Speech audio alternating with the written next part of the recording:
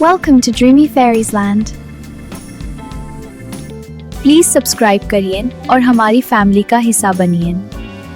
सुबह का वक्त था, ठंडी हवा चल रही थी और हरा भरा जंगल जिंदगी से भरा हुआ था। विशाल का चेहरा जवानी और हिम्मत की मिसाल था। उसकी आंखों में जज्बा और कुछ कर गुजरने का जुनून साफ नजर आ रहा था।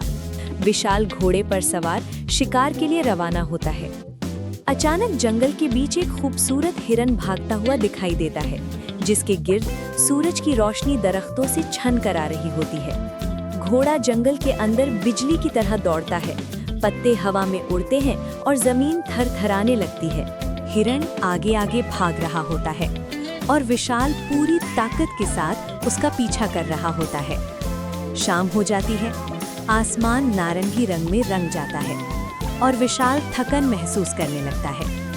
विशाल एक बड़े दरख्त के पास रुककर फैसला करता है कि रात यहीं गुजारी जाए। वो हिफाजत के लिए दरख्त पर चढ़ जाता है और नीचे अंधेरा जंगल खामोश खड़ा होता है। रात की चांदनी में विशाल दरख्त पर लेटकर गहरी नींद सो जाता है। सुबह होते ही विशाल देखता है कि वही हिरन दोबारा उसके सामने खड़ा है और वो हैरत में रह जाता है। हिरन अचानक एक चमकते हुए जादुई महल के अंदर दाखिल हो जाता है, जिसका दरवाजा रोशनी से जगमगा रहा होता है। विशाल महल के अंदर वाले हिस्से में जाता है तो उसे एक परी कैद खाने में कैद मिलती है।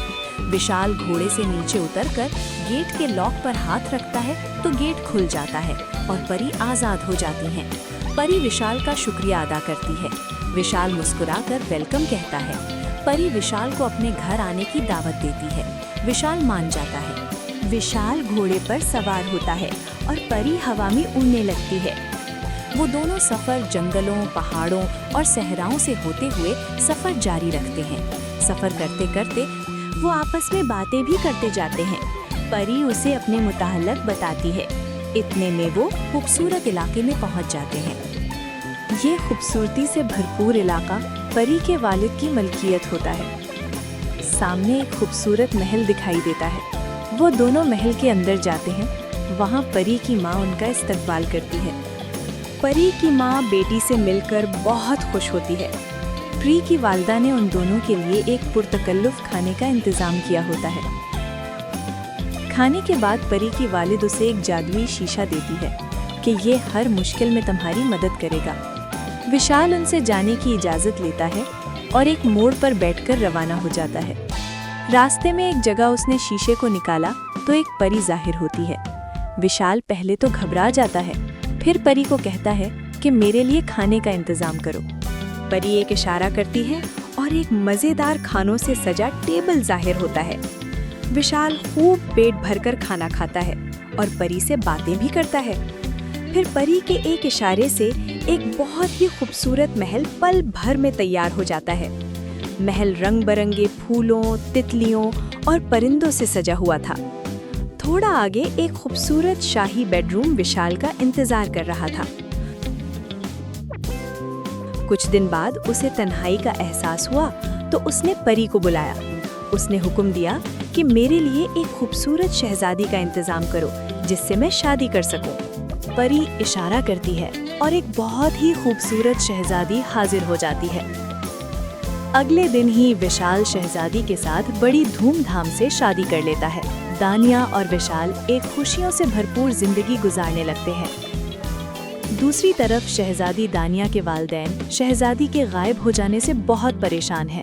बादशाह हुक्म देता है कि पूरी सल्तनत में ऐलान किया जाए कि जो भी शहजादी दानिया को ढूंढ कर लाएगा उसे मुंह मांगा इनाम मिलेगा। गार्ड्स शहजादी की फोटो दिखा दिखाकर ढूंढ रहे हैं। सल्तनत के कोने कोने में गार्ड्स फैल गए हैं और उसे ढूंढ रहे हैं। उसको जंगलों और देहातों में भी ढूंढा जा रहा है, लेकिन वो नहीं मिलती।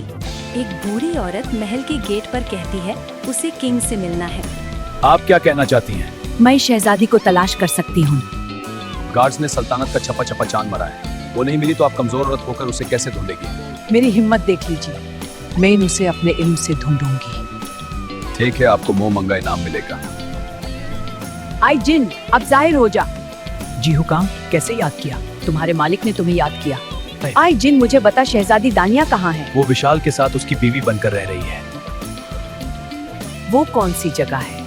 वो जगह यहाँ से बहुत दूर गुलशन फिरदौस जंगल में है। मुझे शहजादी यहाँ चाहिए है। वो परियों के जदोई किले में है। उसको वहाँ से निकाल लाना हमारी बस में नहीं। बूढ़ी औरत घोड़े पर सवार बड़ी तेजी से सफर करती हुई जंगलों से गुजरती, पहाड़ों को चीरती विशाल के महल पहुंच गई और बोली, मैं बहुत मजलूम हूँ, मुझे क्वीन से मिलना है। मैं एक मजलूम और बेसहारा औरत हूँ, खुदा के लिए मुझे मुलाजमा रख ले। बूढ़ी बहुत चालाक औरत थी। वो मौका मिलते ही मलका के पास बैठ जाती और उससे राज उगलवाने की कोशिश करती थी। मलका, आप बहुत खूबसूरत, नेक नियत और रहम दिल इंसान हैं। यहाँ मैंने किसी को काम करते नहीं देखा, सारे काम कौन करता है? जी, ये पैलेस खुद अपना काम करता है। मैं समझी नहीं। ये तो किंग को ही पता है, मुझे नहीं पता। कि आपको पूछना चाहिए किंग से, आखिर आप उनकी बीवी हैं। जे पूछूंगी। शहजादी दानिया सादा और भोली भाली सी थी। वो बूढ़ी औरत की चालाकियों को ना समझ सकी और उसकी बातों में आ गई। शहजादी ने एक दिन मौका पाकर विशाल से पूछा, विशाल, महल के सारे काम कैसे हो जाते हैं? जदोई शीशे से। मलका, आपने किंग से पूछा? वो कह रहे थे जादुई शीशे से। कैसा शीशा? एक परी ने दिया था। किंग वो शीशा कहाँ रखते हैं? अपने कमरे की अलमारी में। बादशाह महल से बाहर गया हुआ था। बूढ़ी औरत मौका पाकर बादशाह के कमरे में गई और अलमारी खोलकर उसने वो जादुई शीशा अलमारी से निकाल लिया और शीशे को हुक्म दिया, मुझे और मुल्का को मलका के वालिद के घर पहुंचा दो। वो दोनों अचानक दानिया के अब्बू के घर पहुंच गईं। विशाल के महल को राख का ढेर बना दो। विशाल वापस पहुंचता है और देखता है कि उसका महल राख का ढेर बन चुका होता है। वो घोड़े को बड़ी तेजी के साथ परी के घर की तरफ दौड़ाता है। वो परी और उसकी माँ को सब कुछ बताता है।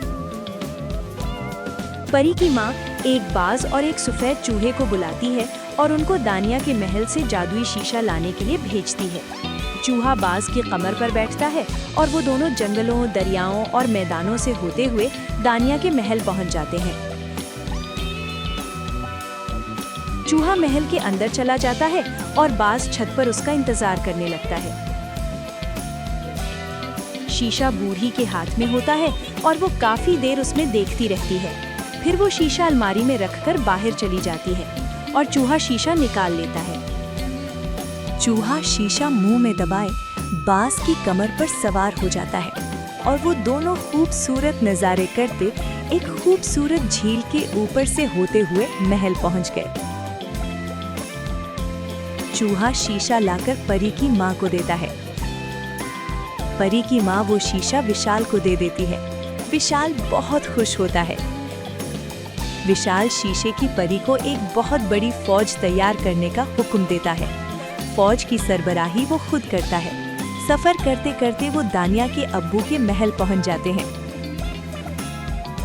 दानिया के अब्बू और अम्मी उसका पुरतपाक इस्तकबाल करते हैं। वो विशाल को बड़ी गर्मजोशी से मिलते हैं और बहुत खुश होते हैं।